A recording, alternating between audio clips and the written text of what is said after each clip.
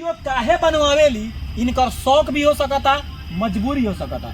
जाने के कोशिश करें, लेकिन बता दें कि जंगैया अभी के जौन दौर चला भैया सोशल मीडिया पे 1500, 2000, 5000 सब्सक्राइबर फॉलोअर हो जाता तो अपने आप के हीरोइन समझे लगता लोग और अपने आप के सुपर स्टार भी समझे लगता लोग। फोन कर लेता था, फोन नहीं के उठब, फोन के रिप्लाई नहीं के मिलत। लेकिन जाने के प्रयास करें का मजबूरी बा कि शौक बा, इ लोग के परिस्थिति बा, जाने के प्रयास करें। सबसे पहले स्वागत बा। सबसे पहले जितना दर्शक वीडियो देखा था सभी के दिल से नमस्ते। अच्छा, ये बेटी बड़ी? हाँ जी। अपने का नाम बड़ी? हमारा नाम है सुनीता देवी, हमारा चैनल का नाम है सुनीता देवी और इनका नाम है करिश्मा कुमारी। चैनल का नाम है डांस। अपने अपना बेटी से रील वीडियो बनवाओ तनी। कितना उम्र भाई इनका? 10 साल। 10 साल के उम्र में रील वीडियो अपने बनवावा तनी बेटी से। पढ़ाई करावे के चाही, अच्छा टीचर चाहे सरकारी जॉब दिलावे के चाही, पढ़ाई में सहयोग करे के चाही। अपने रील वीडियो डांस करवाओ। पढ़ाई करावे के चाहिए। सब लोग तो ये बात कहता है जो पढ़ाई करावे के चाहिए तो लड़की के लेके नचवावत फिरतिया, तो लड़की के लेके एथी करत फिरतिया। एक बार डांस करवावत आई तो लोग उहे नु कही। एक बार खाए में एक बार आएंगे सुतियो जान तो कोई ना कोई कि हां तू काहे सुतल बाड़ी, तार कौन मजबूरी बाटे, काहे मतलब तू कौना हालत में बाड़ू, काहे अंग भइल बाड़ू। हां इलाज करैले बानी हम अपन मतलब देख के।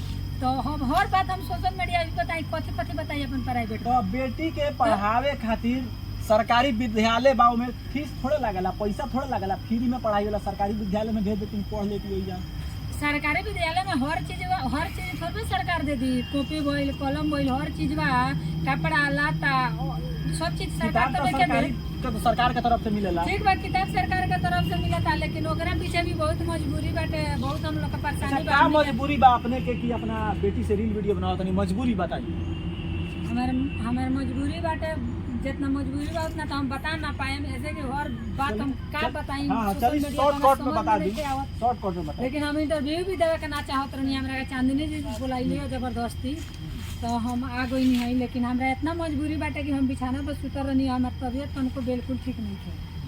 मतलब हम का कहीं रौरा से कुछ कहे लायक नहीं था, लेकिन थोड़ा मोड़ा हम बताए। चलिए थोड़ा बता दी कि जनता जाने का चाहता कि बेटी से काहे रील वीडियो बनाओ तनी, नाबालिग भी या 10 बरस के लड़की भी ओकरा से काहे रील वीडियो बनाओ तनी, जनता जाने के चाहता। सबसे पहले जितना मतलब जाना के चाहता नहीं लगिन, हमरो मतलब चैनल पर 52-53 हजार सब्सक्राइबर बात सुनीता देवी तो हम अपनो मतलब मानता नहीं फैमिली से जुड़ल बा, मतलब फैमिली बात भाई कुछ ना अपने फैमिली से बताइबा करम अपन मैसेज।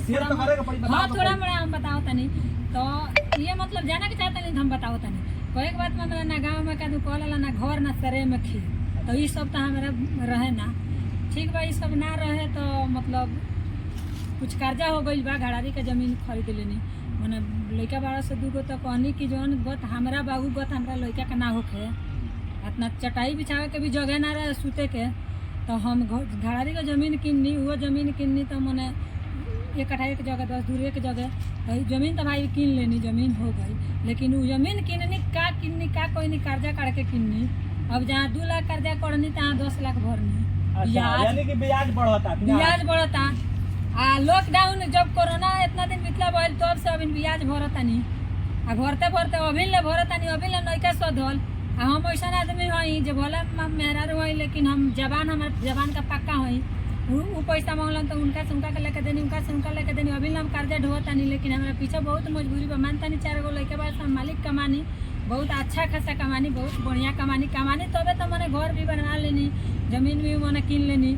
कौन हमने के सरकार जमीन दे दी, हम तो कुछ बा है तो हमने के तो कुछ के छूटे नहीं खे। कोनो चीज में नौकरी में या कोनो चीज में काथे में छूट बजे, हम लड़की को पढ़ा दी, रुपया पैसा कर्जा काट के पढ़ाइए दी तो भला नौकरी 2 बजे लाग जाए।